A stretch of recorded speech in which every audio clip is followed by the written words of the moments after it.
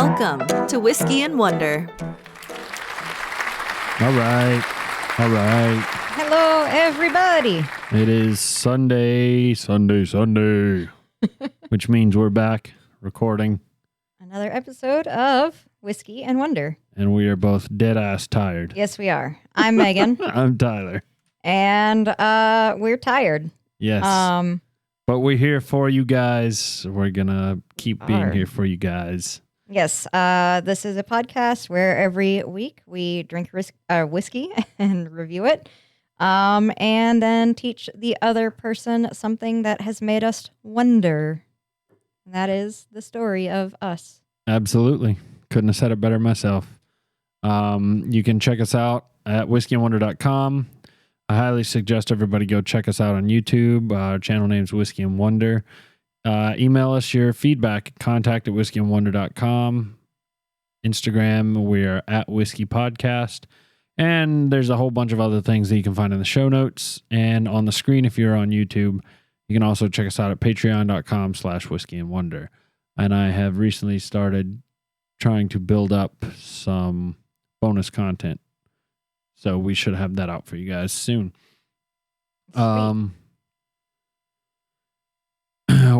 I want to start our announcements by apologizing. We are so bad at social media. So bad. so bad. Suck. So Sorry. we're gonna try really hard. I know we've said that before and fallen off the wagon. We're gonna try again. In fairness, though, I haven't had the time to drink any whiskey apart from the podcast. So I also have not drank anything this week. So, I mean, check out the website, check out the store. We still have some stickers. We still have whiskey tumblers with our logo on it. If you want to get some of those, that would be awesome. We would appreciate it. You can find the prices and whatnot all there. And we are always looking for guests and guest drinkers. We got a couple folks lined up here in the next couple of weeks. It's going to be great. mm-hmm. We're really looking forward to having these folks on. We think everybody out there listening will enjoy as well. And lastly, as always, thank everybody for the donations and for your support.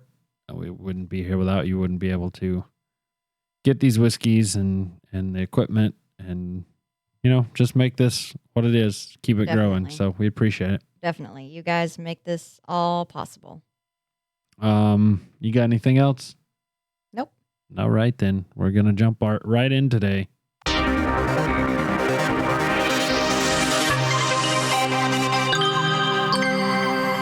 The open segment. All right. So you said your week's been hectic. Yes. Today, especially, I slept through my alarm. Nice. So I woke up late, and I was late to work, and I closed my arm in the door.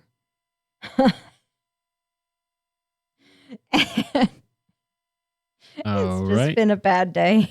Everything. It's all been like little tiny stuff that sounds stupid, but then it's all been at once together, and it's like, I want to go to bed. Yeah, it's been a heck of a week for me. I didn't sleep very well last night. I went fishing yesterday and like a jackass, didn't wear any sunscreen, and That's very bad for you. yeah, well, You look like a potato. no, Or not a potato, a lobster. tomato. I don't know if you guys can see that. He looks like a tomato, not a potato. Yes, But a tomato. last night sleeping, the covers were so painful. It was not fun. Wear sunscreen. Yeah, don't be a jackass like me. Mm-hmm. Because I had sunscreen and just forgot to put it on. What? That's so bad. I keep it in my kayak, in my crate. But, yeah, so. Skin cancer is real and not fun. Yeah, well, that's true as well. Honestly, though, I'm not that worried about that. Personally, on a personal level. You guys should be. I'm worried. Well, yeah, I can understand. I think, didn't you say a couple weeks ago you had it previously? Yeah. Yeah, I have a history of Yeah. that. To So what else has gone on this week? You said it's been a hectic week. Yes. I might as well toss this out here since this is just the bullshit segment. I think I'm going to start. Before you say anything, I don't want to interrupt, but in my head, like I heard you say yodeling. Like that's what I thought you were gonna say. I'm gonna start yodeling. I don't think I don't think I can yodel. Oh well. I don't think I could. I don't know why, but that's what I pictured coming out of your Okay, mouth. well, All right, what are you gonna start? I'm sorry. Not yodeling. I think I am going to start. I'm definitely starting to get into like nail art again. I was really big into doing my nails and like doing nail art stuff in like my early 20s. And then I kind of fell out of doing it and I've decided to pick it back up again. And I think if I get back to the level I was at before, I will actually maybe open an Etsy store and start selling press-ons or something. Nice. And maybe I could do like for our Patreons, a press-on nail for the ladies, the lady wanderers. Yeah, that sounds Or the good. gentleman wanderers. I'm not going to judge. Gender stereotypes are stupid. So. Okay. Well, that sounds awesome. My week has been just completely busy. Yeah. And like not a free moment to do anything. My backyard is taller than my dog at the moment. It's just I just got back from vacation and I need a freaking vacation. Oh no, one of those. Yeah, it's just ay. Go. Mm-hmm. Nonstop. I hate that. I hate that about how life can get like that. I'm not gonna say I hate that about my life, but I hate that just no relaxation time. I don't do well without that. So Yeah, no, I totally understand that. Makes sense. all right. Well, I don't really have much else that happened this week other than it was a busy week. I got a new tent. Yay, tents. Yay! But I don't think you guys really want to hear about my tent. Probably not. I can't think of anything else other than the nail stuff. So I mean, I can confirm one other thing. I did make a trip to the ABC store this week, and I came home with one gift from friend Shelby and 2 purchases of my own that are from our suggestions and or wants. So we have 3 more lined up. yes, so we are sitting with, not counting the one we're doing today, I believe 6 lined up. If my math is right there. Probably is. So you guys stay tuned. We got some really good ones coming up. I'm excited. Really good ones. So anyway, I guess we're going to go ahead and move on and talk about this whiskey. Mm-hmm. Opening the bottle. So this is another whiskey from friend John. I think this is the last of the single barrels he sent us. So he is in a like whiskey club thing where they get ultra exclusive single barrels that they like split amongst themselves. I don't quite know how it works. But he was kind enough to send us samples of some of his, and we've been reviewing them every few episodes. So this is number 4. This is a whiskey or a bourbon from Wilderness Trail Distillery out of Kentucky. This is the single barrel, and it is, I can't read the percentage from here, Tyler. 57.5. There you go. So that is the proof, 57.5 proof. So as Tyler sits there, swirls it, smells it, does that stuff, I will talk to you a little bit about the company. I think the proof is double the percentage. So that would be 114. What's the difference between proof and ABV? ABV is the percentage. Okay. Proof is the double the ABV. Okay. 100 proof is 50% alcohol. I think. I'm going to verify that real quick. You do that. All right, so this is directly from Wilderness Trail's website. Commitment to the tradition. We have a pioneering spirit here at Wilderness Trail Distillery, just like the settlers who followed the path Daniel Boone blazed into central Kentucky. In keeping with our location in the birthplace of Kentucky, we like blending old traditions with the science of making bourbon and other fine spirits. After years of working with distilleries around the world to provide advice and fermentation products, we launched our premium craft distillery in 2012 with a focus on making the highest quality bourbon, rye, whiskey, and vodka. Our founders, Shane Baker and Pat Heist, are fermentation experts with more than 20 years' experience in the production of alcohol and some of the best brands on the market today. Our specialty is making unique spirits from locally grown grains to ensure quality and adding a healthy dose of science in the process. Come see what we mean by visiting Wilderness Trail Distillery. Hey. So I was right. It is ABV is the percentage and proof is double the ABV. Drop the percentage. So if the ABV is 50, it's 100 proof. Okay. Well. So this is 115 proof. Cool.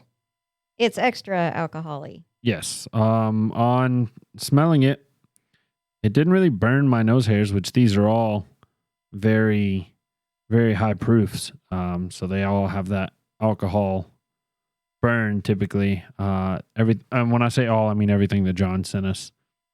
So reading this distillery, they say they do bourbons, whiskeys, and ryes. And this smells to me like a rye. Rather than a straight-on bourbon. And friend John did not write on the paper that it is a bourbon. He just wrote Wilderness Trail single barrel. Yeah. I don't know what to make of that because he did write rye for the last one we've done. So I'm not sure. Yeah, friend John, can you shoot us an email and let us know, is this a bourbon? Is it a rye? What is this Wilderness Trail supposed to be? I think it's a rye. That's what I'm going to go with. Smells like a rye. It walks like a rye, talks like a rye. It's a rye. I don't have nearly enough experience with ryes to make that interpretation confidently. I believe I've had, looking at how many we've done, I've had 4 ryes because I had never had a rye until we did this podcast. I'm getting a dill. I get a very minor dill. Overall, I didn't get too much of anything. It seemed very... I'm not sure. Definitely getting dill. It's not very minor to me. I feel like that was kind of the overwhelming smell I was getting other than just base alcohol. Yeah. I think I was just getting the base alcohol mainly. Truth be told, I didn't smell dill until you said it, and then I could smell it, but all I smell is just alcohol, maybe a little bit of hint of grain, but... Yeah, there's definitely cereal grain there, but I think that's a given. Yeah. I don't know. You keep smelling it. Let's talk a little bit about the co-founders of Wilderness Trail. This is written again on their website. In the late 90s, we were in a rock band together and quickly realized we needed to chase another dream. In 2006, our journey began with a passion for creating the finest whiskeys in the world. We are fortunate to be nestled in the rolling hills of historically bold Danville, Kentucky, the birthplace of Kentucky, and also being exposed to Kentucky bourbon industry for generations growing up. And I'm going to scroll down because there was something interesting I read. All right, there we go. Another unique distinction our whiskeys have is that we make a sweet mash instead of a sour mash technique. We were the first of Kentucky's distillers to embrace the sweet mash process as our sole mashing technique. By not acidifying the mash, we are able to bring more flavors forward from the grains with a softer finish, just as in preparing a fine meal.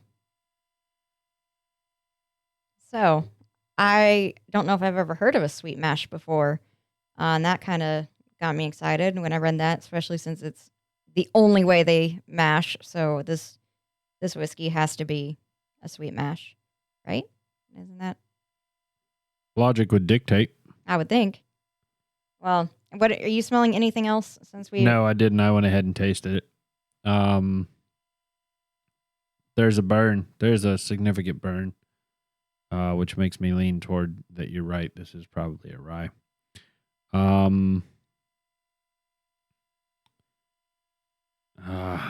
Getting leather, getting like a leather mid. That was the only thing I really noticed other than the burn was the leather mid. I've only taken the one sip so far. Definitely burn, leather mid. I did get the initial dill. I get something else on the tip of my tongue. Something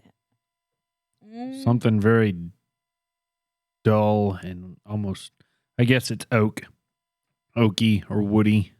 Yeah, Right some on my sort of tongue. wood. Yeah. Yeah, I would agree with that. So like wood, dill, leather, Burn. burn, lots of burn. The burn will stick with you. Yeah.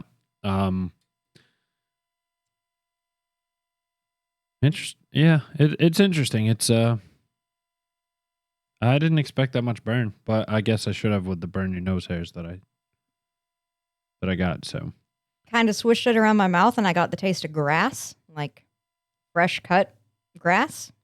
you eat grass? You know how like I'm just giving you shit. asshole. Yes. Yeah. Yes, I know what you mean. Yeah. So now if I swish it, I'm like, grass. There's some grass in there. I don't know. Not having a cheat sheet to help us with these makes this very hard to know if we're right or if we're dead ass wrong. I don't get any grass. Well, that's my story and I'm sticking to it. Fair enough. All right. All right. So let's Well, jump on in then. Yep.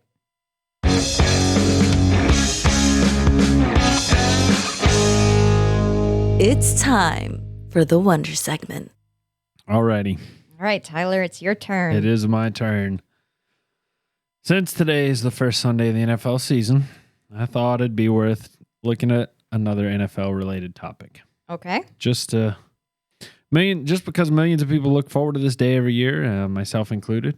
And whether you like to cheer on your favorite team or the enjoyment of playing fantasy football or whatever, a lot of people just can't seem to get enough of the NFL.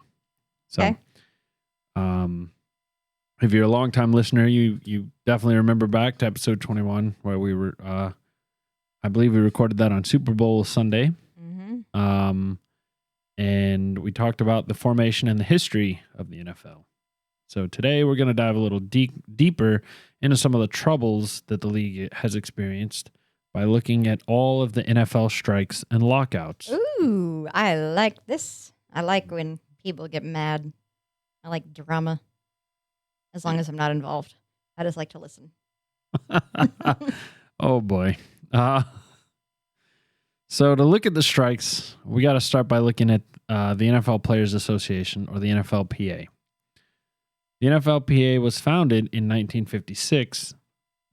I'm sorry, the NFLPA, founded in 1956, is a labor union that represents NFL players. It provides players with formal representation in compensation negotiations, as well as collective bargaining agreements, or CBAs. Of the four major U.S. sports, it formed second after the Major League Baseball Players Association. You can almost always assume in the U.S., when it comes to sports and the business side, baseball did it first. Mainly because it's the oldest. So a lot of this episode will center around CBA disagreements. So let's talk a little bit about collective bargaining agreements in general. A CBA is essentially a written contract that's negotiated by two parties, typically a union on behalf of the employees and the management team of a company or a company on behalf of the management team. This contract typically regulates regulates the conditions and terms of the employment at work. Essentially, it's a negotiation about job expectations, safety, benefits, and all other things associated with employment just for the entire group instead of individuals. So as I said, it was formed in 1956, the NFLPA. Once it formed in 1956, all but one of the 12 teams had agreed to join, with the lone holdout being the Chicago Bears. Shortly thereafter, in November of 1956, Cretan Miller, who was an unofficial president of the union, decided to call a meeting at the Waldorf Astoria Hotel. From this meeting, the players decided on a list of demands, which included a league-wide minimum salary, per diem when on the road, salary payments when players were injured, uniforms and equipment be paid for by the teams, and they asked to be paid for training camp and preseason. I don't feel like any of these were unreasonable. No, I wouldn't say so. At this time, the players were actually risking their season and career for no pay during the preseason and during training camp. If they got hurt. Yep. Well, oh well. They weren't. Yeah, they weren't paid for any of the exhibition games or training. So I feel like this first ask was when they first formed the union. Yeah, I think that's fair. That's an ask that I think they deserved. Yeah, absolutely. The owners, my opinion of the owners on this, not to spoil anything, but just generally they were kind of shady, especially back then. And the same can be said for baseball. The owners were doing some really screwed up stuff until the 70s and 80s. So I guess that was just the times. Them's was the times. The NFL owners refused to even meet with the NFLPA until threatened with an antitrust lawsuit. This got the attention of the owners really quick. Looking to avoid a lawsuit. You're trying to get my attention? Nope. Oh. I was spinning a finger, or I was spinning a pin around my fingers and almost threw it. I thought you were trying to get my attention. Yep, I almost threw it, and I decided I should probably not do that. So I'm going to play with my whiskey glasses. Gotcha. So the owners were looking to avoid the lawsuit, and they agreed to pay a minimum salary of $5,000 and $50 for each exhibition game played. What year was this? This was, I believe, 1956. Yeah, late 1950s, early 1960s. One thing about this episode is the dates skip around because there's a lot of court battles and courts take years to decide anything. So, I might say 1956 and then I might jump to 1960 before anything was actually. This is a salary I would say is reasonable for a football player. So $5,000 in 1956 to today is equal to $50,184.38. I mean, you're making above the average American, but you're not making millions astronomically for playing a game. So I'd say 5,000, not bad. How much did that come out to again? 50 what? 50,100 and something. Interesting. 50,184. And then you said they get $50 when? For each exhibition game. So the preseason, there's usually 4 games, so that's $200. Okay. Figure that's going to put them up like maybe $1,000. $50. $50 in 1956 is $501 today. So if they have 4 games, that's $2,000. Yeah. I mean, yeah, reasonable. I'll say that's more reasonable than what they're making today. I'm going to disagree for reasons I'll touch on later. Okay. Although this was a success for the players, it did not result in the owners recognizing the NFLPA. as the players' exclusive bargaining representative, meaning that this was not a collective bargaining agreement. During the early 1960s, the Players Association would use the threat of an antitrust lawsuit to go on and gain a pension plan and health insurance. If you'll also remember back to episode 21, during this time, there were several other competing leagues that were forming, and the NFL Player Association tried to use this to their advantage to get higher contracts. But, as you would expect, the owners fought back by changing the pension plan so that it was nullified if the player left for another league. You've gone back to the pen. Mm-hmm. In 1967... Take all the pins from me. I'm just going to take all the pins away from Megan. Sorry for that pause there. In 1960, I am a child. Yeah, so am I. In 1967, the Players Association president, Bernie Parrish, became upset with the ineffectiveness of the organization and proposed that the players form a union. Up until this point, the Players Association had been just that, a players' association. It was not a true union since there was no collective bargaining agreement. Parrish began distributing union cards to try and form the American Federation of Pro Athletes. However, it was rejected by the NFL players at its annual meeting in January of 1968. Or it was rejected by the Players Association. So there's going to be times in this where I reference the Players Association as the players, the union, the Players Association, the NFLPA, and then the owners as the NFL, the owners, the NFL owners, etc. So just I'm going to get super confused. Okay, I will try to keep it. If you're confused, please let me know. Okay. Because it changes, like their title kind of changes over time when it benefits them. All right.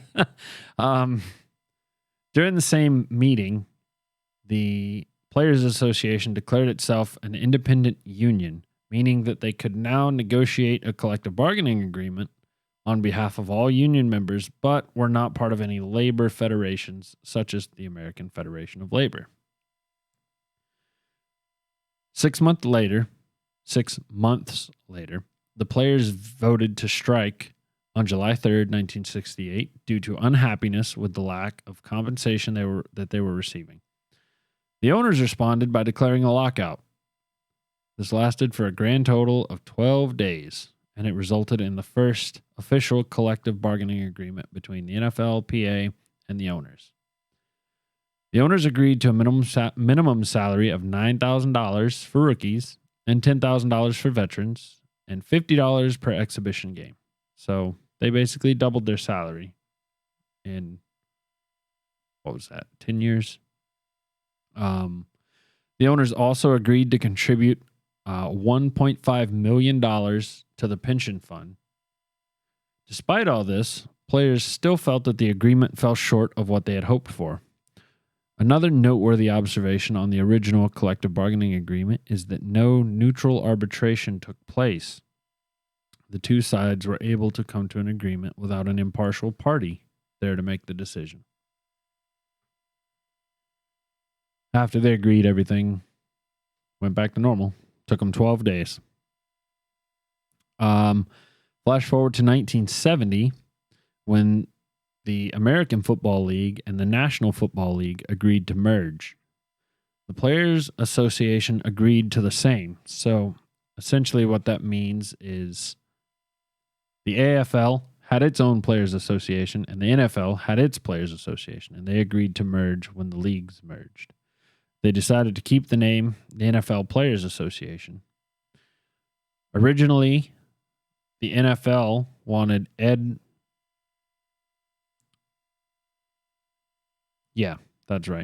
Originally, the NFL players wanted Ed Metter as president, and the AFL players wanted Jack Kemp.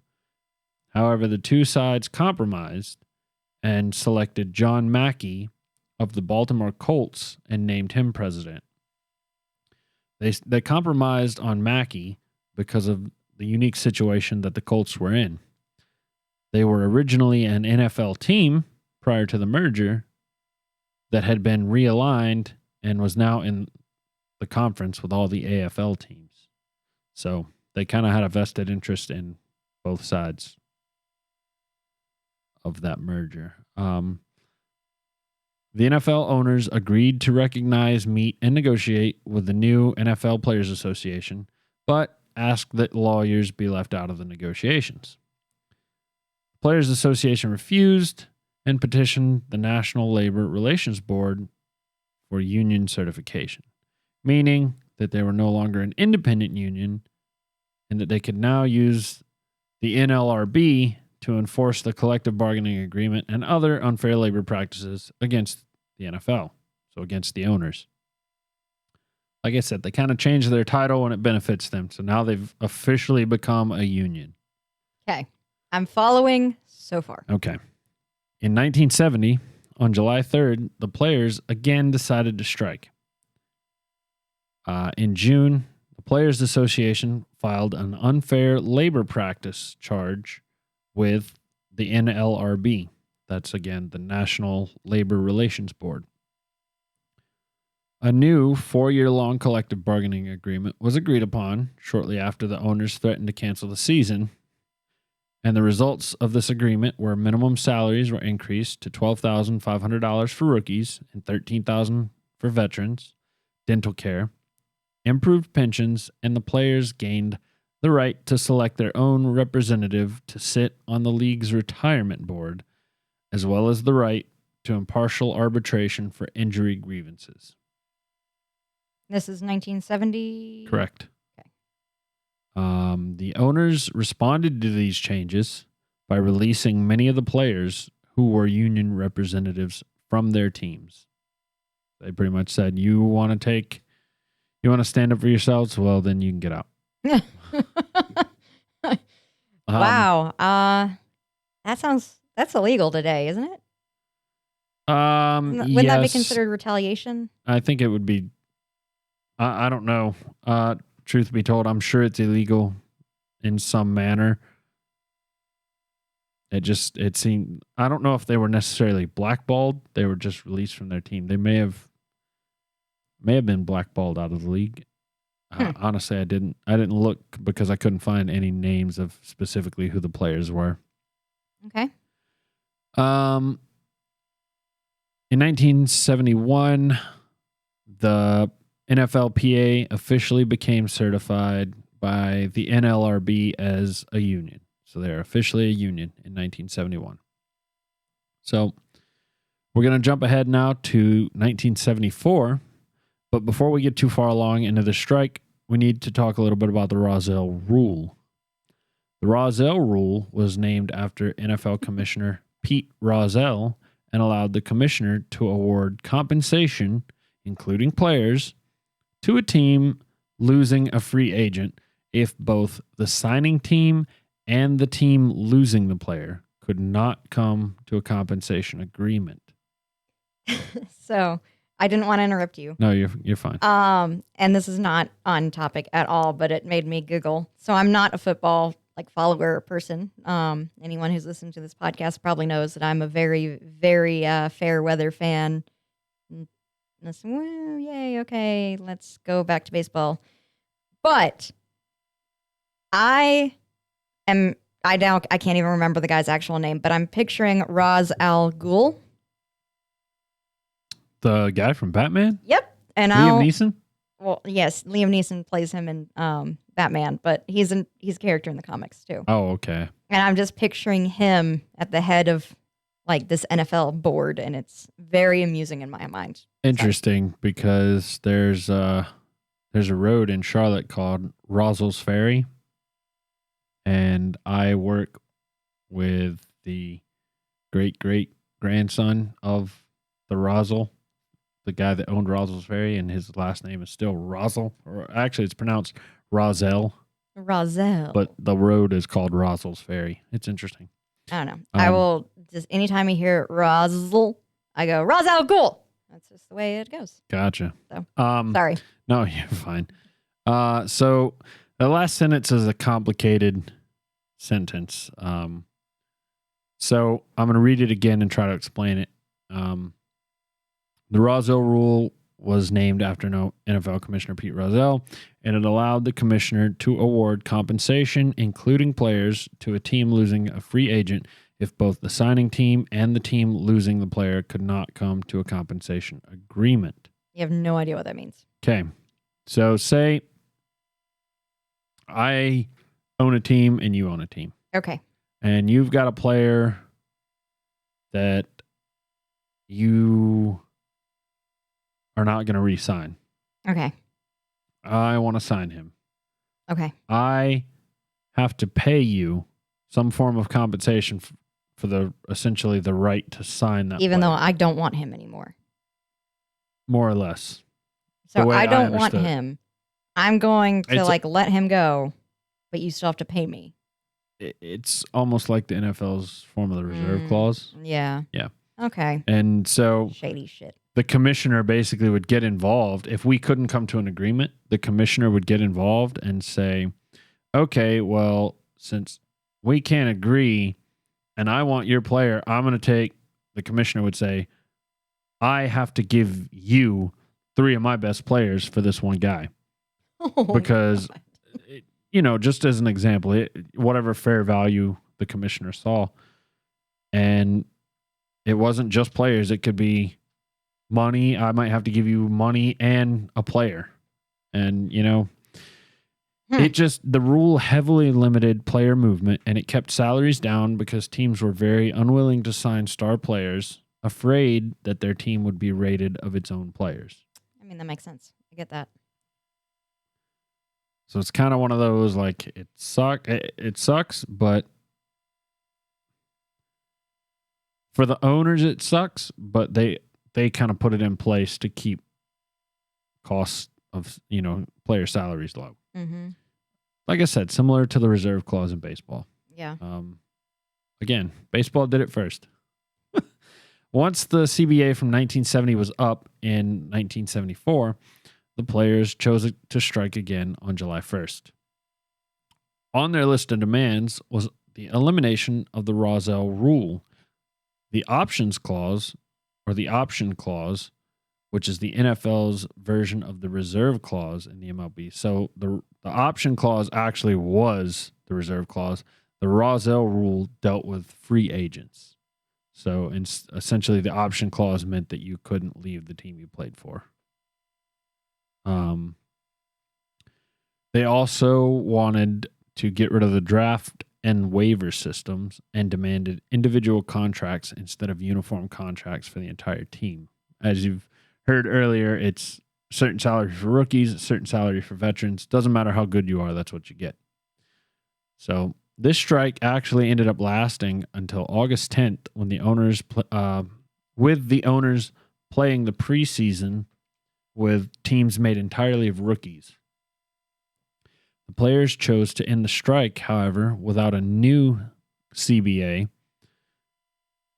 choosing instead to pursue the option of free agency through a lawsuit that John Mackey had filed 3 years earlier. Essentially, they learned that they could make more headway in the courts instead of through collective bargaining. Yeah, amongst themselves.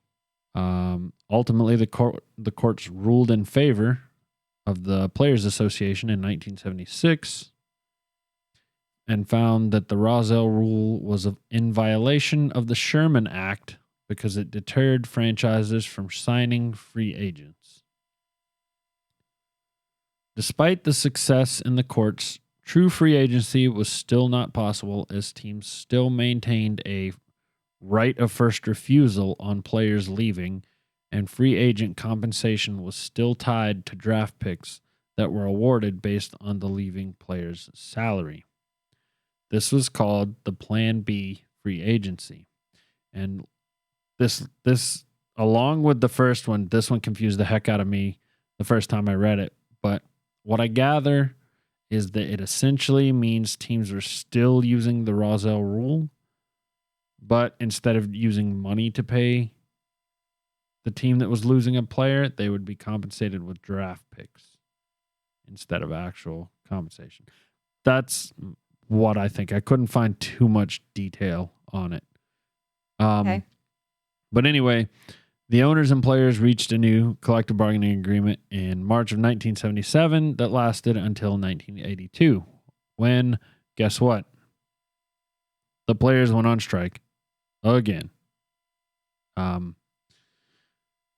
reason for this strike was the union's demand for a wage scale based on the percentage of gross revenues. Essentially, the players wanted their pay to be 55% of the owner's total revenues before any expenses, which the NFL owners vehemently Yeah. disagreed to, That's my money. resulting in the strike.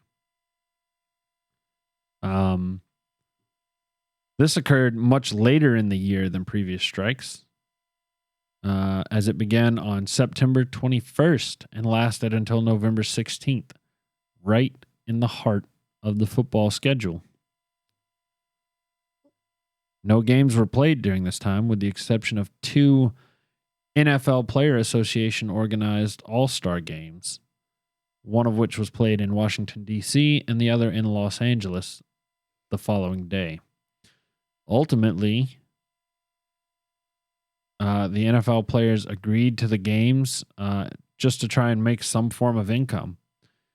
Neither game was attended well, and both were blacked out on TV, so very little income was generated. Oof. In addition, television networks struggled to fill the regular football airtime. They attempted to use college football games and the Canadian Football League, but found very little viewership. Canada has a football league?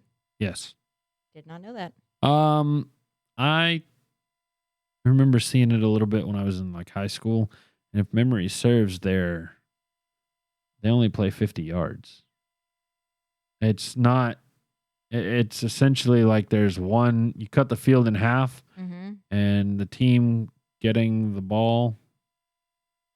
Or maybe this is arena football. Now that I think about it. I think what I'm thinking of is arena football. I don't know. Anyway, yeah. The players, many of whom were not receiving any income during the strike, ultimately decided to end the strike, going against their own union. This resulted in a 9-game season that featured a 16-team Super Bowl tournament. Essentially, they modified the hell out of the season. A new 5-year CBA was agreed to, which provided an increase in salaries and postseason pay, gave them bonuses based on the number of years of experience they had in the league, and it gave retirement packages to players. The NFL Players Association was also allowed to receive a copy of all player contracts. And so now we're getting into some of the next two are the heavy hitters that shape the NFL. All of these shape the NFL we see today, but these you can still see they shaped what you we can see. see the footprints of these two. Okay. In my lifetime of watching football, at least. So the collective bargaining agreement expired in 1987, and naturally, the players went on strike once again. They strike over every little thing. Every time they get the chance, they go on strike. We want more. This time, the major issue was free agency. 1 week of the season was canceled, and the following 3 weeks had games played by players who had been cut from teams. They were former U.S. Football League players, which was a competing league that had just folded. And a few and there was one Canadian football team that had just gone under as well. They would poach players from that team. And a few veterans chose to cross the picket lines. A couple of these famous players were Joe Montana, Doug Flutie, Steve Largent, and Randy White. I only recognize Joe Montana. Oh, man. Doug Flutie's the other one you should definitely recognize. If you're an NFL fan, I'll give you benefit of the doubt because you're not an NFL fan. Thank you. In addition to players crossing the picket lines, TV networks were still willing to air the games. I guess they kind of learned from not being able to fill the airtime last strike. The combination of these two factors led the union to ultimately end the strike on October 15th with no new collective bargaining agreement in place. Despite ending the strike, the NFLPA filed an antitrust lawsuit against the NFL, asking a federal judge to eliminate the league's free agency restrictions. In 1989, the courts rejected the lawsuit by the union, stating that the owners were protected from antitrust law by labor exemption. Because of this ruling, the union decided to reform into a professional organization, which would allow individual players to file antitrust action against the NFL and its Plan B free agency. Naturally, a lawsuit occurred, and it was led by Freeman McNeil of the New York Jets, and in 1993 was finally successful. The result of this case was that both parties agreed to establish a new salary floor for players. It allowed for free agency, and for the owners, established a salary cap. This collective bargaining agreement was extended 5 times. No more strikes when the collective bargaining agreement's up. It was extended until 2010. Oh, that's like 10 years ago. Yeah, that's super recent. It started the year I was born and lasted until I was in high school. Wow. Yep. But as is evident, the players always strike. So naturally. So they striked as recently as 2010? Yes. Huh. Technically, this one wasn't a strike. Okay. Technically, this was a lockout. So from March 12th to July 25th of 2011, the owners locked out the players from all league facilities and shut down the league after being unable to agree on a new collective bargaining agreement. What's a league facility? Is that just like the building? Any building associated with, like, the Dallas Cowboys locked all their practice fields, all their weight rooms, all their film rooms, all of the Okay. doctors and trainers and all of that. Okay. Taking it away from the players. Okay. I get it now. So as I said, the 1993 CBA was extended until 2010 when the league owners decided to opt out early. One thing to think about during all this, I didn't put this in my notes, but I'm going to interject it here, is think about how much money and how exponentially the NFL grew between 1993 and 2010, by the way. So the reason that the owners decided to opt out early is that they wanted a larger percentage of league revenues. So some of these details are a little complicated, so I'm going to summarize it by saying this. Under the 1993 collective bargaining agreement, higher earning teams were required to transfer revenues to lower earning teams, even if the higher earning team had higher costs than the low earning teams. And that was just one aspect of it. So some of the players thought that the owners were using this as a way to change their own revenue sharing agreement, which was attached to the collective bargaining agreement. So it seems like the owners wanted to reduce their looking after one another and did so at the expense of the players to a certain degree. They wanted other things as well, though. The owners wanted to reduce the players' percentage of revenues. They wanted to establish a first-round rookie salary cap, and they wanted to extend the regular season from 16 to 18 games. The players, on the other hand, wanted no salary reductions, more benefits for former players, improvements to the health and safety training, and a guaranteed higher percentage of league-wide revenue. The players actually anticipated that the owners would lock them out, and players on every team voted in the fall of 2010 to renounce their rights to collective bargain if a CBA couldn't be reached before the old one expired. This was a genius move because it exposed the owners to antitrust laws when the CBA wasn't renewed. This resulted in both sides hiring lobbyists to influence lawmakers on their behalf. A lawsuit was filed by several well-known players, including Peyton Manning, Tom Brady, and Drew Brees. Yes, Tom Brady is still playing in the NFL and just won the Super Bowl last year. Didn't he retire now, though? Or is it now? No, he played. This year he's in. He played on Thursday night in the first game and won. Jesus. Spoiler alert if you haven't seen that game.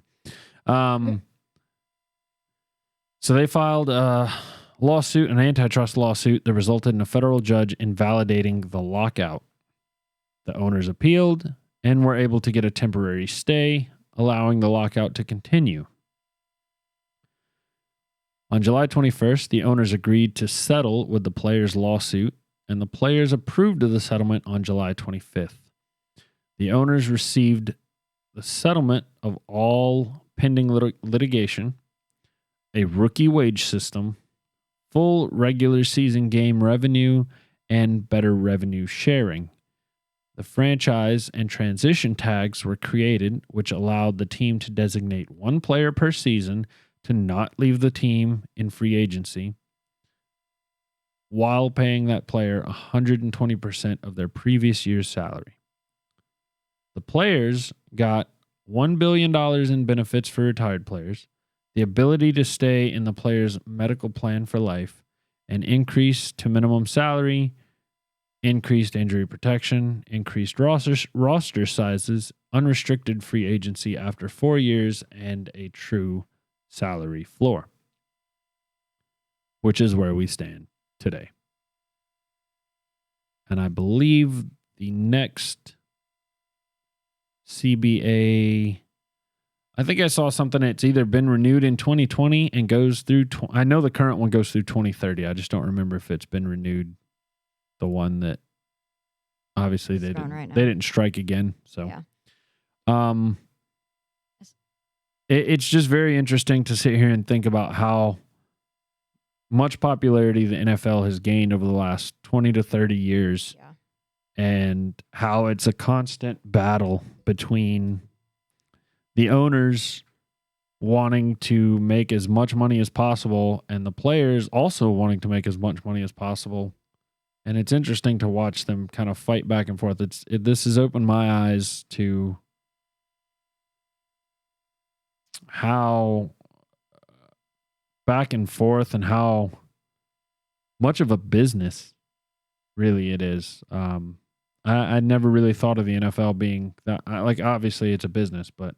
Is that why you think 50,000 isn't fair? Or you said you were going to touch on that, and I don't know if I missed. So just basically the fact that it's grown in so much popular, like it's grown to be $1 billion industry.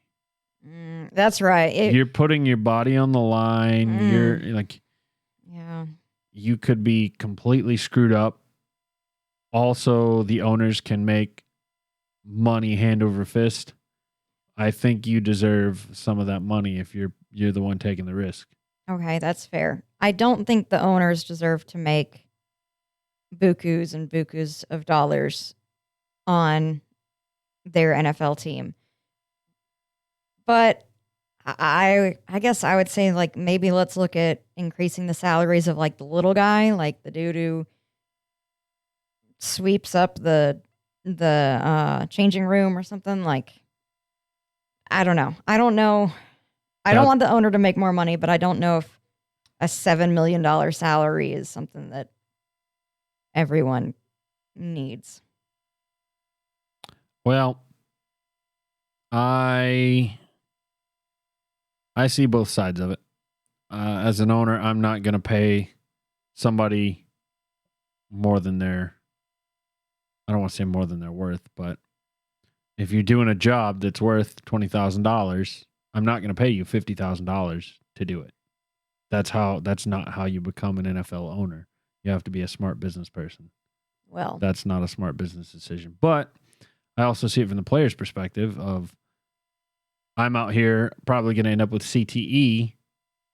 Like, I want benefits when I'm old. I want money that I can fall back on. I want to take care of my family after I'm gone. You know, yeah. it's a complicated issue, but It's more complicated than I thought it was. Yeah. I will definitely give you that. yeah, it is. It's just, and if you think about the popularity of it and how much, I mean, hell, there's an industry. The entire fantasy football industry is created around the NFL. Mm-hmm. It spawned its own industry. Yeah. I'm not going to say everybody because I know there's a ton of people out there that are not NFL fans, but the majority of the country loves it. It's essentially the equivalent of the gladiator battles in Rome. People loved them. People still love it. Yeah. So it's not going away anytime soon. Yeah. And so businessmen are going to be businessmen, and unfortunately life's not fair. So the little guy is going to continue to get screwed, and the players and the owners are going to be the ones that battle. Damn. I feel bad for the little guy. Well, But anyway, so that's it. I hope it was informative. Very informative. Before we move on, I do have a question.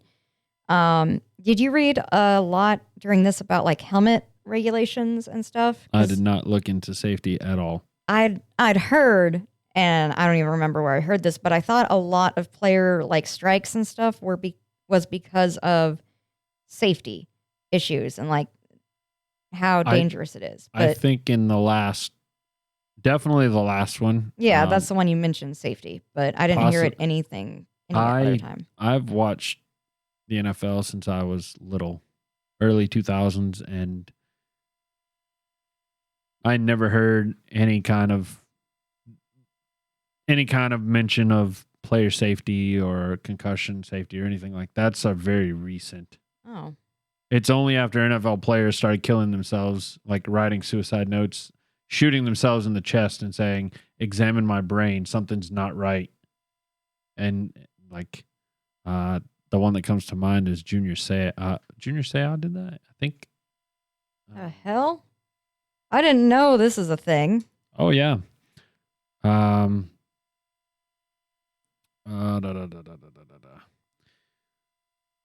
Yep, Junior Seau was one of the first. On May 2nd, 2012, Seau's girlfriend found him dead with a gunshot wound to the chest at his home in Oceanside. He didn't leave a suicide note, but he did leave a piece of paper in the kitchen of his home with lyrics he scribbled from his favorite country song, "Who I Ain't."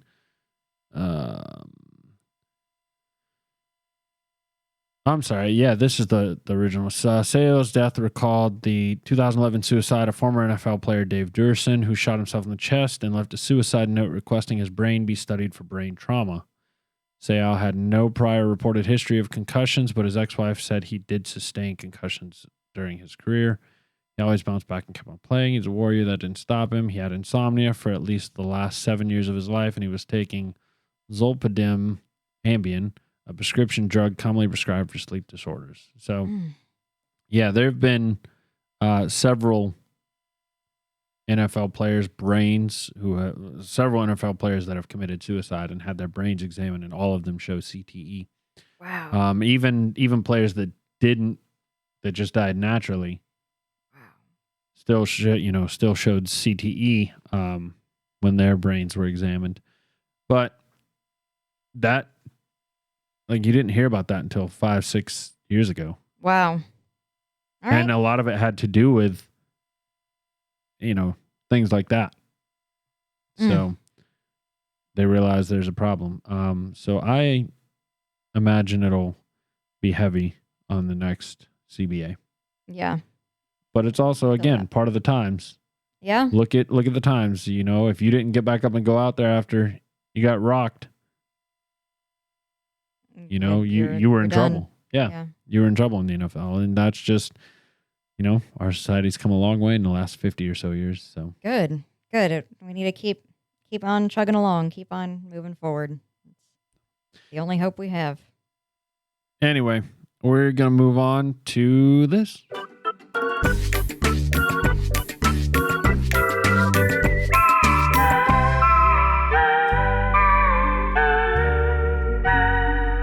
Trivia with Tyler. So this is a really, really old trivia, Tyler. Okay. I just happened to found it. You just happened to found it? Yep, I just happened to found it. Okay. I just happened to find it. So it is illegal to trade onion futures in the United States due to the 1958 Onion Futures Act. What is an onion future? It's a type of investment where you can take a commodity and trade it based on shit, I don't even know. It's like based on what it will do. Let me go. Yeah, because when you say onion future, I'm picturing like onion crops. Essentially kind of. I don't know what that means. All right, so how to trade futures. Here we go. This is from realvision.com. Let's go to a better source. It's Nerd Wallet, futures trading. What is it and how to do it? A futures contract is an agreement to buy or sell an asset at a future date at an agreed upon price. That Okay. asset might be soybeans, coffee, oil, individual stocks, ETF, cryptocurrencies, blah, blah, blah, blah. I know. Yep. I know what you're talking about now. It's illegal to trade onion futures in the United States due to the 1958 Onion Futures Act. After two traders in 1955 purchased 98% of the onions in Chicago and subsequently crashed onion prices while holding short positions on onion futures. So they completely fucked the entire onion market. Two people. Dang. Apparently, the Winthrop-Valentine Act of 1984 added similar restrictions on orange fruit-related futures. So, yeah. So, investors will try anything to get ahead. Moral of that story. Jesus. So we're gonna move on. We do actually have mail time this week. Somewhere. Mail time. I had been so good about the buttons today. I hit them all in the right order and didn't have to struggle for any of them until that one. It's because I don't hit it enough. Y'all email us. Email us at contact@whiskeyandwonder.com. I forgot to mention in the open segment that Steve from Blue's Clues never forgot me and thinks I've accomplished lots of stuff, and I love him. Did y'all just hear Megan lose her mind? No. Have you not seen what's going on with Steve? I have no idea. Who the hell is Steve? You watched Blue's Clues as a kid. No. You are... I know what it was, but I... So, my dad told... I was watching Blue's Clues one time. This was like one of the first times I'd ever watched it. And I remember my dad distinctly came in the room and he's like, "Why are you watching this baby show for?" And I never watched it after that. Damn, Tyler's dad. What a Yeah, dick. My dad kind of ruined that one for me. What a dick. Well, okay. I'll show you the video after. Basically, the world has been such a disaster that Steve from Blue's Clues made a message to all of his old fans, and it was very heartwarming. And I cried the first time I saw it. I'll explain it off air. Wasn't that dude on drugs? No. Okay, that's what I heard. That there was so many rumors when we were in high school and stuff about why he suddenly quit. I think he was on drugs. All right, He was anyway. on drugs. He was going bald and went to college. Oh, okay, good for him. So do you want to read this or would you like me to read this message? You go ahead. Okay. You read it. This was from friend Houston or life partner Houston, Life depending partner on which one of us Houston. you are. He says, so let me start by apologizing for missing your poll and for not writing you sooner. Recently just finished your episode of The Beast of Javaudan. that one. I had put this particular episode off in an attempt to avoid the spoilers to Meg's story. The episode was fascinating. Regardless of the tinfoil used to make sense of these cryptic events, you can't help but wonder. Personally, my money's on wolves, but you never know. It could be werewolves. It was fun having my imagination run wild with each of your mentioned possible explanations. I was hooked from beginning to end. Keep up the great work. Houston, we appreciate it. Thank you for sending a mail time. Thank you for sending a mail time. It only took what episode are we on? 48. Only took 48 episodes to get a mail from you. So thank you. Hey, better late than never. You're the best. I love you. For anybody that's wondering, The Beast of Javaudan is episode 42. And it is fascinating. Yes, it is. And that's the only message we got this week, other than stuff that I can't read on the air. So that makes it sound horrible. No, it's just like us organizing. In person. Yeah, people coming on the podcast. I'm not reading any of that to you guys. So if you're part of that conversation, then you can go read it yourself. If not, you'll just have to wonder and wait and see. All right, so let's move on.